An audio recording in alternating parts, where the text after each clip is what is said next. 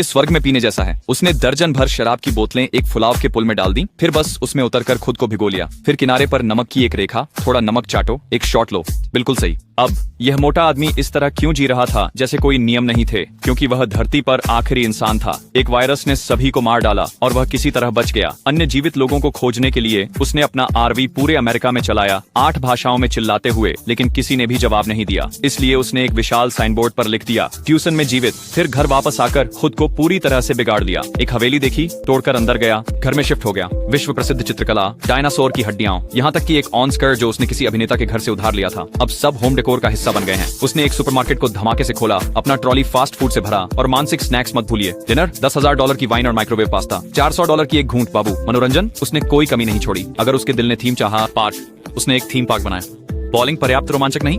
Pins को aquarium से बदल दो, फिर पिकअप में ब्रेक लगाकर बॉलिंग करो।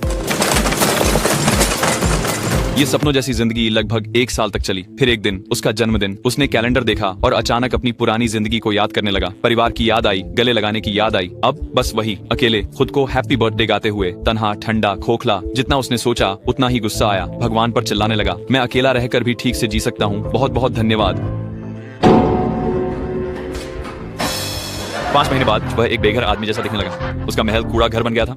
पुल, अब एक विशाल शौचालय। सपना, एक कभी न खत्म होने वाला दुस्वप्न। वह इतना हताश हो गया कि कंपनी के रूप में उसने कास्ट अवे की तरह किया। वॉलीबॉल्स पर चेहरे बनाए और उनसे रोज बात की। पुराने मैगजीन में स्विमसूट मॉडल भी अब कुछ प्यारी लगने लगी। उसके पास सारी दुनिया थी और फिर भी वह अपनी जिंदगी से नफरत करता था। उसे वास्तव में एक औरत की जरूरत थी। फिर उसे एक मॉडल की याद आई जो उसने कभी देखी थी। एक दुकान का शीशा तोड़कर हेलो कहने गया, लेकिन ओह, उसका हाथ ही तोड़ दिया। फैंटेसी टूट चुका था। तभी वह अपनी सबसे खराब स्थिति में पहुंचा। जीना भी अब लायक नहीं रहा था। उसने रेगिस्तान में एक चट्टान पर अपनी ही कब्र का निशान स्प्रे पेंट से बनाया। अपनी कार में बैठा, सब कुछ खत्म करने के लिए तैयार। लेकिन आखिरी पल में उसने अचानक ब्रेक लगाए, क्योंकि दूर धुआं उठता देखा।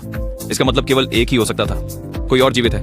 उसने धुएं की ओर गाड़ी तेज कर दी और वाकई वहां इंसानी जीवन के संकेत मिले। फिर पीछे से एक महिला की आवाज आई। वह इतना उत्साहित हो गया कि बेहोश हो गया।